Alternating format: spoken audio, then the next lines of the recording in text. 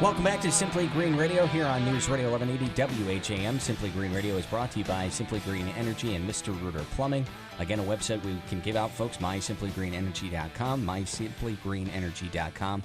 And the phone number to join our conversation tonight, 222-1180.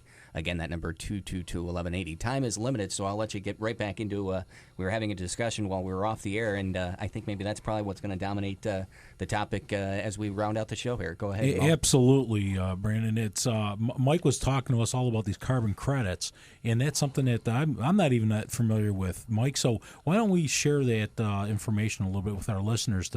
It's pretty enticing. The carbon credits have only even been available for us to sell here in New York State for 3 months now. So it's the climate bill is a national bill. It's not just the United States, it's Canada, it's everybody that has to be on this. It's international. Right. And basically, we'll take an example. We'll use my house because it's easy. I know it. So I made 7 credits worth of energy, right, that could be bought. And those are 1,000 kilowatt hours. So it's 7,000 kilowatt hours basically that we'd be able to produce. So that they're paying between, in New York State right now, last month they sold at $250 per credit. So my home made 7 credits last year. $1,400. Yeah, well, $1,400 worth of I'm energy. pretty good with math. Yeah, and I made $1,000 with electricity. So as you're doing math, right, right, the credits right. I think are going to be more valuable than what the actually energy that you're producing. New Jersey, they sold for $650 per credit. So it's a big dollar right there. And I don't think these carbon credits are going away anytime soon. No, just because you imagine if they say, okay, because cars pollute and we're doing hybrids, we're doing anything we can to reduce the carbon footprint with automobiles, see how far we can stretch, how many miles we get into it. If you could take and make a carbon credit be applied for a barrel of oil, you'd upset the market. I mean, you wouldn't need to fund PV anymore, right? People would be doing this because of the credits. Sure. So, and I'm sure that's where it's going to head eventually. Right now, there's only 5 states that are into trading the credits, and it's hard to say. It's all in an auction, so the credits would be handled by a broker, and you'd hook up with that broker, and then they would auction them for you. So we've talked about net zero homes, we've talked about net metering with PV, solar, and I wanted to talk about what is the first step for a homeowner who's interested in getting photovoltaic solar power for their home? Well, again, I think we talked about a little bit earlier is energy reduction. How low can you get, because it is expensive to do a full-blown install to be 100% net zero energy. So what can we do in reduction to make that more achievable?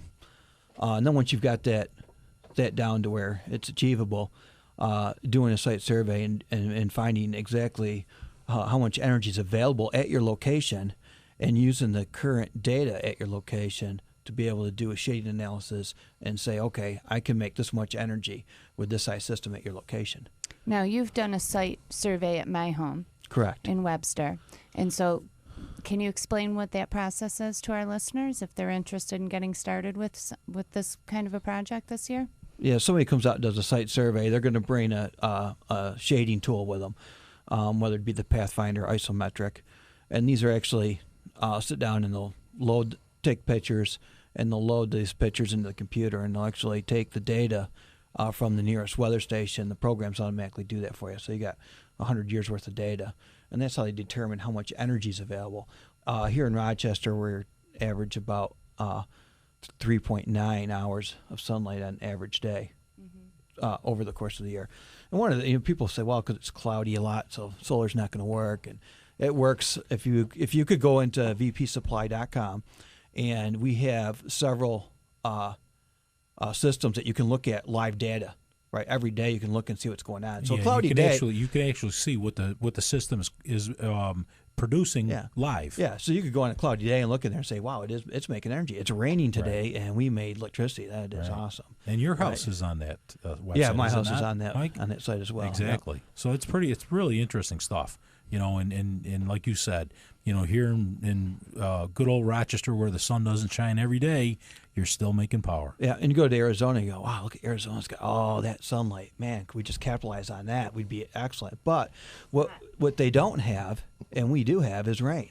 And people are going, what? How does rain help my solar system?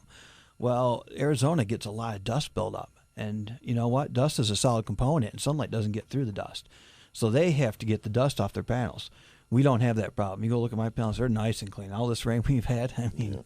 Well, Mike, let me ask you a question: Is there any kind of property that's not suitable for photovoltaic? Well, shade. Right? Shade's your enemy. Yeah, you don't want to put solar panels in the shade. So they want sunlight. You don't want to put wind on short towers. You know the routine. Thank you so much. Yeah, Yeah, Great. and fun, Mike. unfortunately, the music means we're out of time, so I apologize. Brenna, real quickly, would you want to touch base on who's going to be joining us next week? Yeah, actually, next week we're going to be having we're going to be talking about water conservation next week with our guest from Delta Faucets. Isn't Rob Fornataro on next week? Well, Rob Fornataro. we will. All right. Well, we will be listening. Really? You have the correct document. I'm sorry. I'm looking at a past, an unupdated Mo, you know Excel what to do. spreadsheet. Sometimes I make a mistake. We're out of time, folks. I Can you believe apologize. But Simply Green Radio, brought to you by Simply Green Energy and Mr. Rooter Plumbing here on News Radio 1180 WHAM. Tune in next week, folks.